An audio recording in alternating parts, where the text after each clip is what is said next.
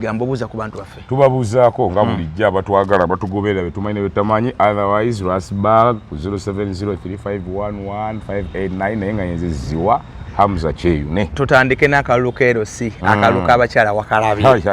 kiraga ki ku kalulu akaddako akalulu akaddako nno kirenda tulaga okusooka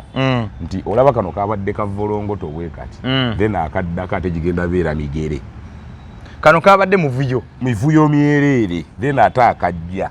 kagenda beera kano ke kalulu akabaddemu candidate n'atakomerawo mu register nakirabyeko nakirabye ku registeringa basooka ku verifyinga nti oli mutuze wa kitundu ekyo olina kusunsula nti ovuganya very good basooka ku verifyinga yowa kyalo kwega kyalo your residence area naye ate ne munnaku z'okwewandiisa gwe kenyini n'okeera oluusi n'abakuwerekedde kuba ogenda kwesimbawo n'omaliza ku ssaawa esembawo yakalulu nekomawo nga blood toli mu register basooka agenda kukimayo mpapula n'ozikima n'ozizaayo era bakomawo ne bakuddiza n'oddayo ne weekebera mu register nga mwoli kuba bakebera register okebera enkalala ne weekebera nga mwoli kane bagenda otuuka wano kwene gye bagenda otunulamu nga bayimirira mu layini nga toliimu kyokka nga weesimbye nawo nalaba we baali bakomawo nga bamaze okuligisalinga nga bakola n'ebivulu ne bakola procession kitegeeza bamaze okukusonsula bakakazi oli candidate kyokka teyajjidde mu register kyazanyisiddwa parties 2 basente bababaddeko badde balina influence mu register secondly ba registrar be baateekawo abaliwo kati mu local government bayala banaku yala zibakuba ne bamuwa emitwalo 5 register nga ateekamu abantu 6 nalabye abagundi nalabye abakachiko byekonda benyini nga mu process y'okuwandiisa balingayo ku byalo eyo katubawe ne information waliwo abakwatanga register isi ne bawa register ne bajekkanya enkeera ne bafuna eya nasa eya isi bateekamu wano naye nga naye yagijjuza mu nju kati bagenda okuzzayo register ya isi bagenza oleeta ate yaleese ya isi isi n'agivubawo n'aleeta ye gye yeekolera nga mulimu abeekatooka ab'ennansa bye tuzze tunyumya nti register zino baazizanyisiza to a level of even substitution to a level of gwe toli mu register naye nga weewandiisa ne weekebera during our process y'okwewandiisa waliwo omusajja gwe nalaba byali mwakisa omu actually na doctor na uli bamuyita na doctor alina eddwaliro ku kyalo n'amaka ge yajja okwewandiisa omuwala eyali awandiisa n'amugaana nti government bano bali influenced wali mbala kwesimbawo kuba chairman kwesimba kuba ssente bikwe kulonda kokko kubaddewo naye bali registrar bano basente babaliyo babakozesa era kye tugamba ni mwami government fe tulina registrar enansana n'ombuuzi omazeeko emyaka emeka ate n'ojjogera ye kennyini bakozi ba isaabo ba isi naye bali NRM liningi kizibu sanga registrar mu opposition oba independent beba mukuwangali abakuba obumeeza amala funa bizibu eyo mu constituency ye simanyiwa ne balyoka bamuwa omulimu ate ne balyoka bamuwa omulimu mu isi logically mwebali naye ate be bantu abalina ebizibu ebitabasobozesa kubeera neutral and free bangambe ewantu ewamu abaddeyo n'abasajja gabambadde sikaati very good ne wammwe mukono mwabaddemu abasajja nga bazze mbiteeteyi ne zisikaati ne beesiba obutambala nga beebyudde bazze kwesimba ng'olwo ligesa eyogera linnya ki kati keekali nti baleeta register zaabwe kati ne bateekamu ag'abakyala kati gwolina kwambala nga mukyala bwe basoba nakayenga jeni ng'ovaayo ng'ojja owunyula tewaliwo bakyaloga nti tetumumanyi kati awo kali mu kabali ke babadde nti waliwo abadde baagala okubba zirigista ye ate yabadde mu kubuza zirigista nti muligesa bannasoma gundi si oyo gundi mama gundi si oyo gundi oyo tetumumanyi awo baba bajja kwawula naye kati bakola bajja babbawo register mivu omma kati tulonde ffenna bonna nga beeyiwa kuli kekabadde akakodi akale emabega okubba zirigista okulowoozesa abantu kati wamma tewali register mwe tukebera katulonde bulungi kasita ffenna we tuli ku polling station kumbe ffenna we tuli ku polling station abasinga abamavudde nansana ze nawe nalabye ekyalo ne balone bagamba awangudde afunye obulwana mu 7 gwe bawangudde afunye 2 mu kamu ne mbabuuza ekyalo kiriko abantu 9 mu bameka ne nageza oli ng'omu agamba oyo atubbye mu register mwalimu abantu abali basukka mu 5 kyokka register gye baleese erimu abantu simanyi 12 obutegedde logiki nti abamu baatuuka n'okujja abantu b'ekyalo mu register kwegamba the other way around baakugoba ku kyalo for a moment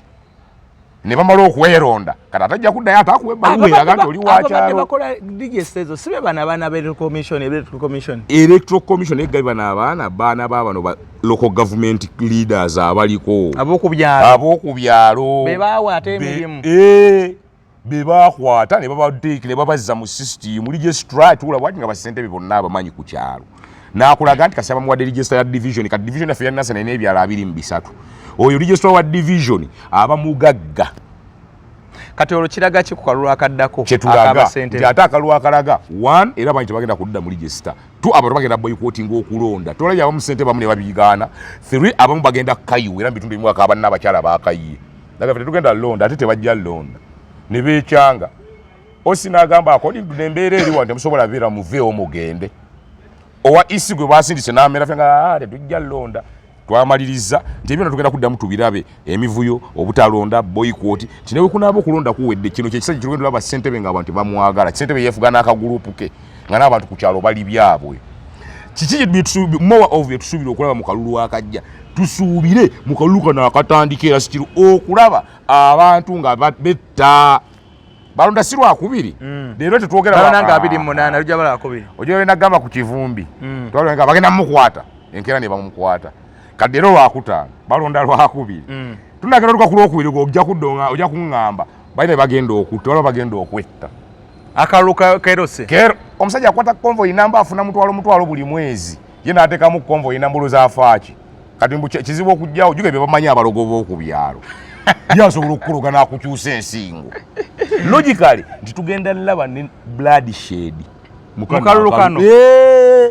ebigaali olema byazze mukano k'abakyala ng'ate bakyala beeronda kati kano akalimu ffenna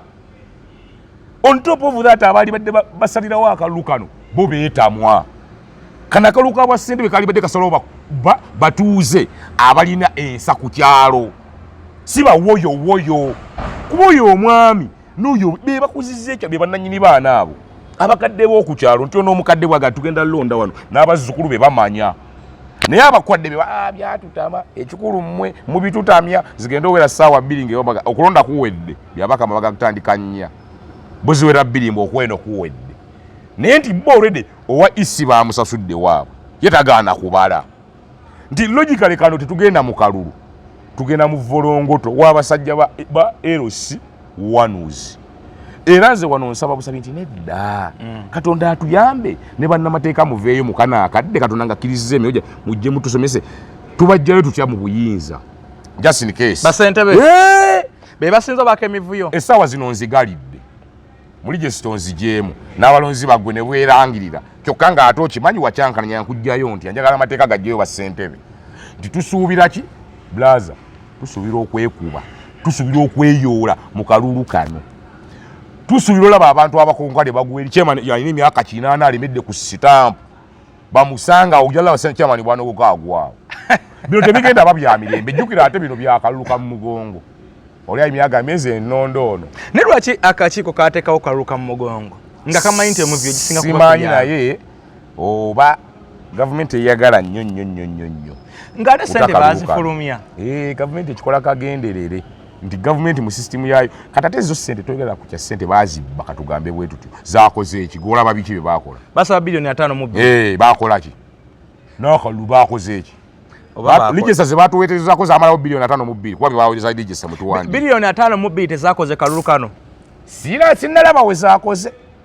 abantu akalulu k'abakyala galinalabya ziboyikooti ng'abantu bagaana akalulu ne bakeegobamu oli najja nga kadeti yesu naye ng'ate mu ligesa taliimu kati gwosuubira kulaba ki mu LC wano eri generation y'abassentebe era bagenda kwetwala kwevuma simanyi oyanzibye gwe oli mubbi gwe va ku kyalo kyamani blaza tugenda kulaba just film tugenda mu film omanye emigere omusayi gugenda kuyika ku kyalo bagenda kwekubakuba beetemete mulaba beewayiriza simanyi oyo yabba oyo mubbi oyo siwa beewayiriza lwakalulu kyama nagamba oyo batta omuntu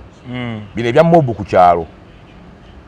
ye n'agamba abo be batta omuntu naye nga ne chairman akimanyi nti yali mobu justice ne gwe bakuba yali mubbi ate nga n'oyo gw'empaliza teyaliko naye justice be baayanguyirwa ottuuka abo batta laba kyali abadde yesimba okwo kimanyi nga adduka tugambe nti gavumenti oba akakiiko k'ebyokulonda tekaprioritizing kalulu kano tekakawa kitiibwa akalulu k'ekyalo si kitiibwa naye number 1 nga bwoga priority tebagifuula priority kuba singa yagifuula priority singa n'okusomesa njagala baba webirango bimeka mu media yamu sijjukira sibiri awo nti bingi ebweru ku ground olaba bimeka nga oneka billboard and what have you fe tugenda ntubyogerako nti it was not their priority singa yali priority yaabwe ate ekisinga okwewuunyisa abantu bano walebye ng'ebirango bingi basomesa abantu local government ministry balamu yali badde everywhere twali badde tuli kuweeyo naye yo government balamu ne ministry bakibajjamu bali mu parliament Namere ng'agezaako kukireeta ne bagamba excuse me madam Namere siteka mistake ate yakibajjamu bayina ebizibu ndoza bye bali mu 5.2 billion kwasobola kungamba mbu ate minister wa local government omujja mu kulonda kwa local government the confusion kyona tekulina na monitoring anako monitoring minister local government alego bajja mu local government elections kati go suubira ki awe bali bwe gwali kulina okuba omukisa gwabwe ogusooka otegeka akalulu tiyo government ayagala kusanyusa abantu kale tuludde olonda abasente kati mugende mu kati balonde yokko mulonde naye nga si ye priority tugendo tunawulugani ate bafaayo ne ya flagging abeena lya gamugende mu esimbewo bwoduka ku byala abeera mu beeruma ye ku kitebe bagamba twapatadde bagende banoonya akalulu abapate bwotuuka kuba DP kiwanuka gamba atya PFF ega akalulu kano tetunakategeera nupu ega buli omu agala tukategeera nupu buli omu ali bwibye just nti njagala ekibiina kyange nenzija kweyo kadi ne ku kitebe bagamba kasaba kola uniform statement nga bituganye eri waggulu wansi abantu beefa kodi it was not the priority of the government just yabadde yagala kuteera abantu Bate yakirekedde no ekibeera uli agala bayinga budde bwa abantu ebibuzo bingi answer ntono season naye ate kakati ekinnoma mu ekyo kwe kufulumyezaako ateera budget anedde ekyo kyo kiteeberezebwa after all kati nze kitano kankubuuse Uganda nga gajasifa abali mu ffe baavu kati ate abayina ssente ezo abamanyi we ziri they mishandle it nti basobola nofulumya trillion 6 because Uganda tulina nebiva ebyobugagga kati tuleeba golodi atumanya ani alina golodi waffe ani alina kopa waffe ani alina diamond kwa byonna tubiina wane e Uganda ani alina omusenyu gwaffe ani alina ebibira byaffe bino byebintu byosobola osongako obusonzi sente neyingira tulina omusenyu bagukolamu n'endabirwamu ogwo ogw'omulwera n'amagirasi kitugamba tulina resources government wesobola gyeggwanga gagga anti resources ziri owned by individuals leave alone that katulimu anti-nam privatization simanyo ntumuguza kino eri entity ntugikwaso naye nze kyeninga kyengamba nti tuli bagagga a level of tusobola okuba ne sente nyingi naye obuzibu we misuse it singa zinaatano ebiza abadde kwega appropriated properly goloza bino ebyo byali baddewo twali batulina ne kinkumu kika twali batusomesa n'abantu ne timeline teyali badde yakupapa babawadde ebbanga kiwano babizezza omwezi basentebe okubula babagamba nti badissolvinze office zaabwe gamba okuva program yatandika live alone ebigambo mbu tugenda londa nekaga katugenze mu kalulu kyetubuuza tupapaki naye ngo ye chairman w'ekyalo yategeera omutuuze okukyalo gye Kisemba yategeera olumba oluli ewagundi yategeera akakali wano yategeera oluwanyi ate era mwe n'abakyagala bwe batyo bakwatireyo offside gonvuga ogenda okugamba nti ffe nga chairman w'ekyalo nga oyo omusajja mukulu yadduse dda kwa basente babo balaba basente babo beyond okubalonda ano bamanyi bingi byekyalo nyo era these people olaba kyokola mwana nze nakuwangamba era tumanye tubajjamu kuba abantu bana bamanyi bingi bakwatibwako kati kankubuuse nakolo kimanyi oba nakaga sente balina obuyinza kagalo kibayita power and authority amaanyi n'obuyinza okimanyi sente basinga president w'eggwanga obuyinza president yamusinga maanyi gamba ne bwaba aze ku kitundu basooka ayita sente bayanirize president sente balina n'obuyinza obukugoba ku kyalo kyokka president abuyinza kugoba mu ggwanga nabadde nabanambuzi sente balina n'obuyinza ssebo naye bungi oyo sente bakusindika ne mu kooti naye gwe tuli mu kuzannyisa sente bakola ebbaluwa poliisi n'ekuwa beyiro nga sente yasindise ttiimu president n'asaba bamwe bero kooti negaba president olina buyinza according to the law logically titwazannyisizza ekintu nga munnaye abamu tebakimanyi n'abavuka bagenza otegeera mbu obwa ssente bw'ekyalo bwa mugaso nga kiri tule tebakwata kumeka kale mwantu waliwo ebyalo by'ennasaaside bagenda kulwa n'abawoyowoyo nina gye nalabye abavubuka bagize bugumu bamala omuvuka mu wesitampu y'ekyalo betugambye ennaku 3 tumufulumye ate agenda tuyamba ki ku kyalo bakuwadde sitampu ogenda gitalika giwa bakyali bajakukubireko giwali akafako jangu kutonereko ng'ebyekyalo bye kirimu kyonna kye kiri nti tukkirize wali officer president yakwasa kansa nsubuga baba nene biyingiramu ebyo oyo ajja batuukako gwe mulinde all corners kati ate awola bwe balina okuba abakozi bwe bayita ba monitoring zenna kye ŋŋambawo nange olaba obubanga oyagala nkukolere ku nsonga za ghetto tontuuza mu ofiisi oyagala field oba osibiddaawo ate nga waliwo bali abatajja tuuka ku ofiisi kati gwe mpa appointment leeta ombulye my role ze nnina okukola ofiisi yange bwomala ojindaga wentuula then nze mu programu ezange onneesonyiweze ndi mu outreach so kati tulinze lwokubiri olujja tulabe emigere tulabe firimu kukeggulo bweninako efirimu bye natambuddemuko nendaba waliwo kandeeta omu yaleese eggaali omulala n'aleeta eggaali omulala yaleese eggaali omulala yaleese y'abaserikale yaleese DPC omulala n'aleeta y'abayaayi omulala n'aleetera y'abayaayi ne zisingana ku field kati we zisinganye ng'eggaali zeemanyi namuga gwe kiki ate gw'oli ono komanda nti nze ndiwo nti kiki nti ono atali kiki milioni 3 tujjawo register ali mu woyo tumulesa mamwe mukole ngaba nani nze ate nina for point of information nze nabigaana nababaga tukoze tyakalo nabagazi sibirimu n'akasente sikalo era tebankuna kati njogete mu ntumi omwana n'ogwo nti ojja okwata mujangu gendo tugende mu komanda leta aba sibirimu ebyammwe kisookazi siri ku bintu bya kiyaayi siri ku bivandulo community zifa mumulwanira bya chairman nge nagamba abaana be NUP nga nebaga twali tuddobo wagire NUP wagire nali ne twatule tumanya common goal ku ebyakalu bigenda kuggwa nga bawoyo byagwa abamba abagwa muve ku kitebe abalate muddamu office yange NRM nayo abagoba baladisi baggalawo zi office nubaga ndoza kati mutegere boza batukozesa kumete baba bakozesa namwe temwamanya mukola ki kati bino bibiri ndi nembeera gye tulimu bino si bya woyo tulina manya common goal tugusa ki otherwise mwana kwa tulina mu program ga government yatuyambi government yalese program esooke ejjeko nga bweyisaawo ebyayo ninabadde ku naseeke nayiseewo ku makya ssaawa nga 3 nga waliwo banna abakyala bombi be baliwo uwa nabwe nasana waliwo polling station yemu wenayise nga banna abakyala abesimbye oli noono nga bye bayimiridde nga abalonzi tebanajja pepepe nga tewali n'omu nga n'akabonero akalaga nti banajja abalenzi ba isi bazze batudde eri mu kati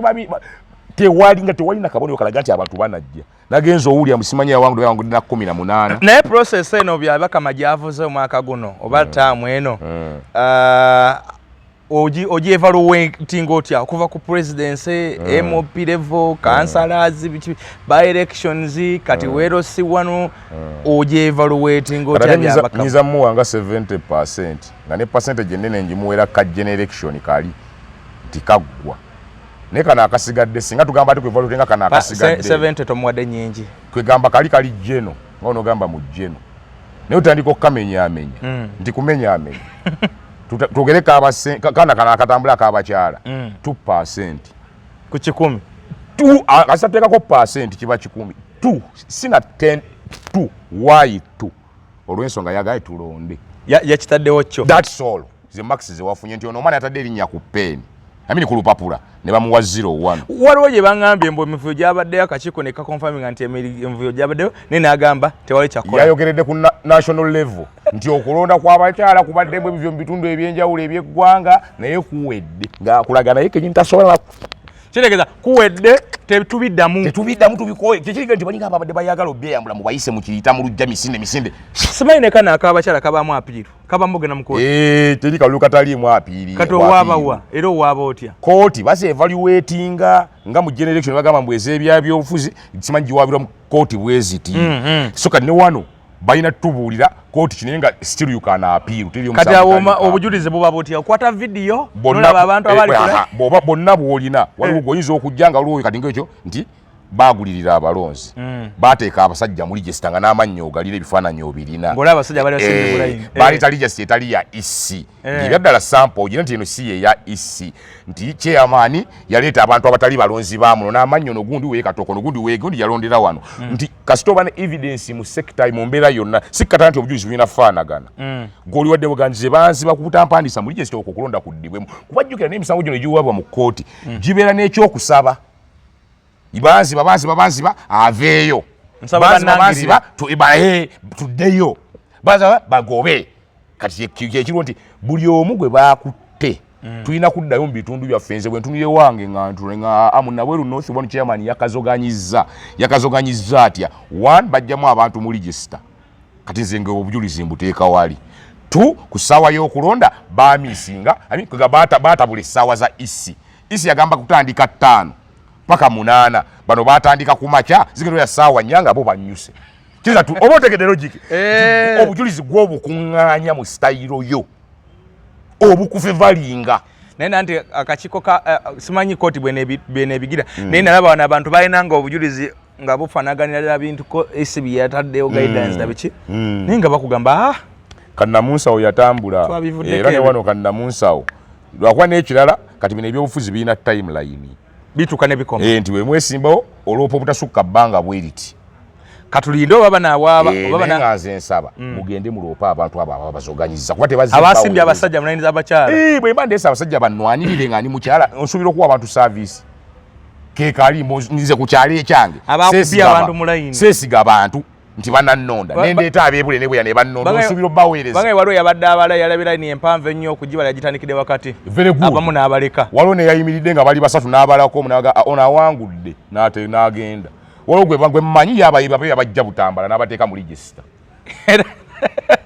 era register y'abatembe Butambala erimu ab'Ebutambala yibe tugenda olulonda naye evaluation monitoring ebyali tabiraba bamuteeka kannamunsawo bamuteeka sente mu kannamunsawo nti nagambye nti bano abantu bakonayivinga n'ab'ebyakalulu bano basente bakonayivinga naabo bakansala subuga babateekamu enguzi kati ye bw'atuula bw'ati ewa evaluation monitoring olw'eggulo ne balaba mmwembu muze mwewandiisiza kati register bweddayo gyesula olwo olw'eggulo agenda n'ebizike 2 n'amannya 6 ku makya ajja g'agenzeemu dda mu register kati ate yatuulaawo gwokera bukezi kujja nze nagundi nga yayongerako bwannyuka n'agenda agenda n'ekyetaano mu nsawo n'amannya 40 ajja enkera geeyongeddeko naye ekyo teri akikola ng'avudde bweru bano babaddewo bano be bakwataganye ne isi nagambye abaana ba isi bayala so abantu bagende mu kooti bachallenginga akalulu mugende mu kooti mu challenginga akalulu ate akalulu kano wamma teweefumba n'olume n'obojja ky'otaamire togenda n'ochallenginga isi isi ejja byeyambula challenginga ani ono eyakwasaganyiza akalulu oba chairman yakubye oba regional supervisor coordinator bakasobola mu ngeri yo nga asobola okuŋŋaanya obujulizi mugende mu challengingi wekiba omulabye akalulu awekitibwa namuwaranka oyo ayina mukama we jeno yendooza kano oba saagiri meeja naye nga kyonna kyekiri fe tukkiriza nti abalina obusobozi n'obujulizi bamwe nga mubufunye go and challenge these people naye tobojja kyotaamire ewomwe amasannyalaze gali gatya twabiva nga bwe twesonyiwa eri minister yaffe ya disaster preparedness and simanyi biki netwesonyiwa national waters yalingamu minister Mose Echeru ne ota yagibeera mu kone no this gentleman rest in peace Moses Ali naye yaliyo keeyo kati waliyo n'omuwala abaye adeke simumanyi na ssaawa zinaaliyo n'ekikangabwa ky'abaana kyaguddewo wa disaster nga tetumuwuliza yadde now nti nga bwe twesonyiwa abo aba disaster ne twesonyiwa aba national water and sewage corporation ne Uganda Electricity Distribution Company bo bakkiriza tugenda beesonyiwa fe kye tubasaba eki bakoleyo legal statement emu bagambe banne amasannyalaze gakyatulemye olebe bannayuganda be beekamwana mu covid bebatusoba tetwekamwana nalabye gundi oyo minisita w'amasannyalaze yagambye yamusenero state yabaddeko mu parliament nga bamubuuza nga amasannyalaze gavaavaako nnyo nayagamba amasannyalaze omuwendo gw'abantu gweyongera kati mita zetwaleeta transforma zetwaleeta kale owulira byayogera sezisobola kumalirira buzito bw'abantu gwe oswala kyogamba umeme wano weegendedde nammwe wamugatuulidde mbu population ewezezza obukadde obusatu obw'abantu obweyongeddeko labye emitwe otegedde ekibuuzo kyembuuza ogambye abantu beeyongedde naye umeme weeberedde okibadde yaddeko okusingamu gavano umeme bwegendedde ne mujja kyoka ku national population kweyongeddeko milioni 5 lekuga nti bannaye abantu beeyongera abatanaweza na kimu kya mwaka inconvenience zizammwe sina obunafu nebyo bitongole n'abakulira basaana kusiba oba batya abantu baapulayinga okufuna amasannyalaze mu 2023 ogamba otya mbu abantu beeyongere kale bannaye omusajja juzi bakalangirira Kaluma balangirira Kaluma bagamba bati Kaluma ddamu mbu tulina ne extra megawatts zitusobola osappulayinga ne kampuni kati gongamba otya nti ayogera biki lwaki tafuna omwogezi yeye mwogezi lwaki tobivaamu so logically nze kyenaalirowooza oba kyenandisabye ab'amasannyalaze mwe mulangirire statement egi nti gakalubye ojala abantu bongedde okuleta sola kwabo mu byalo bo amasannyalaze bagenda bagesonyiwa mpola sola kati bwe bali yagala bali bajjukira tuddeyo ku ttala z'omukono tuddeyo ku omunakutadooba ng'ayina akantu ke tuddeyo ku sitima ninawe ate nno kati ffe tuli mu Nansana municipality wa Kiso district gowe mukono mukaaba bana abemba kinene tano wange ba MS bano mukakawala Kasemanyi Rubaga bakaaba ninadde mu mukwano gwa ibaba ndese eno bugerere kayunga bugerere naye nga gamba twatuse ku mukolo sawa mukaga gwa kironga tewali yadda akasanyaza kabi ne lugenda mu kitawuni ate tunoonye generator kirezo omuntu oyo bw'oba wamugamba lumunti amasanyaze gakutabukako yai abanabiganda tebasobola limo bajja funa solution tuddeyo ku nkola ezaffe naye singo tububuyaza business z'abantu zifa abatunda ebyokunywa ebinyoga bo babavaako tebaki musimanyi juisi butunda simanyi bo babe kyokka omusana mungi okufa bali badde bamu kubayina ssente kati naye ekikyengezaako ganga bwe twesonyiwa simanyi siwegi corporation ne disaster and preparedness tugenda okwesonyiwa abantu b'amasannyalaze ayina ente eye bameka naye era bonabona buli bwanguzi nawuddeko omuvuyo baminisa abaali masannyalaze omwo bano bani oyo omukyalo oyo nankabirwa mbu be baleka emuvuyo mu masannyalaze paka baali bannanyini umeme balina interest ya umeme abo kati umeme omujjitwa nabo interest zaabwe zakendera obasuubira leka kyemabega abo be balina interest mu umeme ebyo kyekiringa n'okugaba simanyi privatization mu eyo sekita nosanga mbu bagiyita umeme oba simanyi Uganda ate erimu ab'ekyalo bareya rural electrification biki erimu ba transmission erimu distribution nogamba bote tuli ku kiki why don't you just normalize ekintu kimwe gamba entity yonna ya government n'emirimu obogi wa abantu ng'obamanyi nze naliwoza n'ebintu mu service delivery twakogerako ne service delivery sectors tugijje mu privatization bisigale bya government masannyalaze education health transport ngayo wasigaza security munasi kyayinza okuwagamba muze nsobola nina akaduuka k'emmundu ntunda obusaale olaba n'akasaale obusaale bagamba gwe okatunda ngaani kyokka logiki lwaki bino ebirala tubirekanga bwe biri ne zino nazo sector government eziyingira gani amasannyalaze energy and mineral resource ya government waliwo wano ebitongole bye twesonyiwanga tubiwulira buwulizi simanyi meteorological center bana ab'entebe otafeero bwe yagenda mu environment n'abagamba nkoyo okumpa empeera y'obudde etategeerekeka awo nabo twabava naga musana ogenda twakyekuba waliwo bano ba UPPC sibe Uganda printing biki tetumenya byebakola tebalivayo ne batubulira byebakola kati naye abalabe twesonyiwa betugenda okwesonyiwa national gazette bano musimanyi gazette center tebavayo nakunyonyola biki byebakola netubeera ne kati mu ministry nosanga zi ministries kati ngeya agriculture mulimu bu sector bwe tutategeera buli omu animal husbandry utegeerekeka ogende ne wa muganda waffe gye bateeka simanyi Kenzo tourism mbw ambassador wa tourism edirisa musuuzi n'obuuza yo tourism eri kuki atuwalinga ki ye kennyini akola ki brand ambassador muki nti waliwo ebintu ono oba gavumenti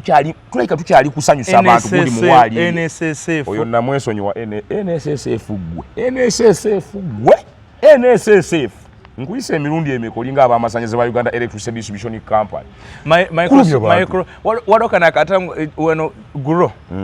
akakatongole ke bawa mukyala Kasolo abakyala bewoleyo sente microfinance no leave alone microfinancing ministry kati baletayo sente z'abakyala zibatuma guro zitegedde office eri wano nga kwenaremu zibayisa mu bank emu abakyala bagetukongesa gwayo dda balegedde otekayo ekitongole nga sente za gwayo bulungi juzi nawudde weekend ewedda tekatongole katikira era gye yazitongoze za ggulo abalaba bagamba za gwayo banainuka watuli mu kiki kino kati tulina mami waffe bagiyita investment and privatization watudde ajati kala Amina Mukalazi wa local content state house unit etula naggulu office yo kenyi tomanyi byekola mbusimanyi local content state house abakola content yeffe wano ngate tulimu ngate tebatuyitanga simanyi nakumanya kati ate yalina investment and privatization towuya ngo egugumuka nuga batuli kukiki ebitongole biri wa Museveni why gundi bakita batya cabinet ukikola minister ne Uganda kati kinonga ne cabinet batongoza okulongoosa ekibuga buli Saturday sembe mu mwezi bwe tugenza awo ba prime minister agenda kwata ebitiyo ba MP akwata enkumbi bayingire ekibuga buli wali kazambi ekyo kintu bali badde bakiwa kati bakisaze prime minister's office ne bali badde bakiwa ne minister era local government ekyataga tembetebwa ku zi district hazizo mu local government kwa ne cases ebwatuka naye alina authority ye mwasobola okwefuga wadde si government naye alina authority ye ba city authorities then eri mu byalo tugamba ba town council oba municipal bibali badde bakwatibwa program yo nga data birate ku national simanyi cabinet yetembeta okulongoza voluntary national voluntary national cleaning nensi activity yo nnungi kubajuga kufatana dane bine bya press government nga tebinnajja twabanga ne bulungi wa how did we maintain ngudo zaffe ebisaawe naye ate engeri gye kyaleteddwa ng'ekigamba nti government yali kuzimbidde oluguudo egambye lulime obotegedde logic kivudde nti ono si yali kitembeese okwagala kw'abantu kuli wayiye ku ekyo nti ate bw'okiwa oli bali bo bamanyi n'okwagala n'agamba tutandikire ku nzizi gwogenda kuntwala mu butale nenze mu katale ŋŋendayo ddi nga n'ebintu mbigula ku dduuka ngate ne mwemba ngenze ira babinguza buguza sijjayo byagolangire mu katale nga mwina bemwakwasa mu watenda ezirongosaayo naye ate singa tubadde mu local government twali batumanya nti ab'ennansi tuba tulongoosa nzizi baabeeru bage balongoosa obutale bwabwe ate abeeruweero balongoosa nguudo kyonna kikiri programu nnungi nange njiwagira ey'okukola bulungi bwansi kuba already ffe tuba tubukola without the call of the government timukola muli mutulongoose naye kyatembeeteddwa omuntu omukyamu prime minister w'eggwanga ewagudde ekizimbe bwe basenze abantu kutaka newaddusedda kati ayinamu kuyola kasasiro waliwo ne mu ministry obwo obutonotono naye nga bulipotinga date to the ministry to the prime minister's office mu portfolio kati bali kiwadde portfolio owaguno naguli simanyi biki n'agenda naye kati bantu anti oli waguno naguli bantumye kulongoosa ne kirungi yandirodde baminisita b'abavubuka then conclusively ku nsonga nga njiwunzika ate era still ne timing yakyo si eyo wadde etteeka we balireetedde oba directive oba ekirowoozo bakiri kisobola okutandika naye kino kirimu luvoluntale n'okuggala bizinesi z'abala kitegeeza wali wadde oba watamira n'ogamba okutandika n'ogw'omunaana program naye bw'ogamba omwezi oguse enkya mbu kyaliyo mu cabinet n'omwaka oguwedde nga bakiteesa kyali wammwe nga tekiri mu ffe kati no mu public mba mutuwa time nemugamba mu Gw'ekkumi tugenda tutandika ne program bweti kwaka tebatubulidde involvement y'abakulembeze eriwa eririddawa ba sister partners baliwa ba councillors bagenda kibamu kwabo ogamba sister partners kyo zemanyi tukela ne KCC tukole ba councillor tukola ne ba local leader ne bonna tetulina gye tugago papiriza ogamba gani tegenda kubaayo akira motoka kutambula akira boda byali badde mujine ebbanga lyo twanti mu Gw'ekkumi n'ogwa mu Gw'ekkumi mitwe emyezi ng'esatu nga bw'okitembeeta agamba ate omubaka wange omukyala akitukiikirira mu lukiko lw'eggwanga olukulu wali mubaka w'emukono honorable Shira amanyi omumanyi mumanyi Shira ze ndi weewuyikwe wali naawe kati nyinza obutamanya ate ono w'emukono kozi oli weewuyikwe nkyamirawo lugazika olwo nenzirawo lyo bayita ekiteza ku masomero awo ku lusozi we tuwangaalira kakati ffe tanaba tuteeseza bubi effe sofa so good myezi mitono egyakagendako mu parliament naye ffe ab'emukono tuli basiimu honorable amaniyo ate no appointment tumusinkane nze kati kankubuulire nina gwe nabadde ŋŋamba nga yeesimbye okubwa chairman naye bw'ofuuka chairman sooka onoonya amasomero agali mu kitundu kyo gagenda kuwa basale ne bwe zibeeze ezi chairman asooka agaba ebbasale kukimanyi saviisi nnyangu katulina ebintu esobola otutula ne minisita si kugamba byakukola naye sobola onyina kuwaffe tuli bakugulawundi nasooka atakola omunaga wamma nno kituufu so kyonna gye kiri bazita interactions atuwe interaction ena ne mujja kunoonyako tuddemu tutera okuinteractinga naye ngenda kuddamu munoonyako tuddemu era tuinteracting myaka gigenda okutambula etaano ginagenda okugwamu nga ate tuteekateeka tulina okutandika okuteekateeka ate etaano emirala yakatandika yoga kwa MP bwe bumala wama you have to be minister you have to go forward minus cabinet obwa minister yabo kutedda mu government ene erinze minor bingi ndo lamma bikyaliyo tumwagalize eri nga bakuta obuyinza nga ye minister w'ensongeza zaaki nizazo munda nizazo wansonga ziri yoza mama niyo nga first deputy prime minister nga minister wa jegeje ngesawo yebiso gojina wano minister of East African Affairs w'ensonga zo munda mu ggwanga Sheila Amaniyo Draville kale honorable tutumideko nnyo abantu ate mwana bakkirize tujja kubonganga kuba kulembeze kugamba abamalayo ab'essuubi ab'ensa ate abakolagana naffe n'abantu era gwe minisita atule bagende nedda naye gwe kasatumanya nti minisita aleka ka order ku reception bonna abagenyi abajja mbagambe siriiwo very good emmotoka ne bagikweka ebeera mu basement tuyina kye tukwagaza bano baladisi balasisi ng'olye naye kasatuwulira nti alasisa abantu kino bwe tujja kubigi. Dr. Ssenjobe wa Biva Organic Jabless naye tukutumiddeko nnyo webalegenda maaso okubanga okwasaganyana ddala mostly okusomesa agezaako okukyusa embeera z'abantu ng'abasomesa abantu babeerero nga tebamanyi omuntu oyinza okuba n'ekiruntu naye nga teweetaaga ddagala nga gwenyini gweweetaaga okutegeera by'olya gweweetaaga okutegeera n'ebaka gye webakamu gweweetaaga okutegeera obanga eddagala likuliraanye naye nga tomanyi n'akusomesa n'owulira so Dr. Ssenjobe wali ku Biva House e Mengo agezezaako nnyo okulabika nti abantu abasomesa abo abalina endwadde ze zitasoboka mweze mulabanga ezitasoboka ate ye ku ye nyangu nnyo era agezezaako nnyo okuzisomesa mukubireko ku ssimu yiye wansi awo oba mugende oli Mengo opposite Masengere ekizimbe kya kiragala mukiraba obeera ku Ngalabi kuva ku yambuka ku Ngalabi toka ku koti y'Emengo kwe kikyama wali edda Uganda Telecom ereko bayita hamu kasarodi okwata paka onosanga Biva Organic Emengo ne Hajati wange wali Hajati tuke ne mutumiddeko yaman Hajati tuke tukutumiddeko Hajati kasala Hajati wessala Hajati wessala tukutumiddeko atenge sala lyalali nono abadde bakuzoganya ku nsonga z'ettaka naddala RPC weka wempoyo katujja kusaba Mungu amu nawuddeko mbagala ko mukolako transfer kumujja waawo ripoti zibadde nyingi ezibadde zimuliko IGP yazulira yamwe nyini ali yagimanya twakwe na mugamba ngambe ensonga zo nzimanyiko RCC ali RCC sorry yes RCC wa Kampala neche simanyi oba yali yakitingo ne yangambe ensonga ezo azimanyiko yali muko yaziri muko ali Shafiki RCC soka kyonna kikiri mami era tumusaba yongere tazikeza RCC tozikeza paka ono nga mami bamuwadde ekifo kya kikozese bulungi kuba yakigula mwala ali n'ateekawo development atagaba emirimu agaba emirimu abantu bakola agaba emirimu alisa community abantu ngabo oyine sigade sirina otherwise twagale nnyo Uganda yaffe kale mukkiriza tubasiibulire wano kambagaliza weekend ennungi nkama bakome bye bye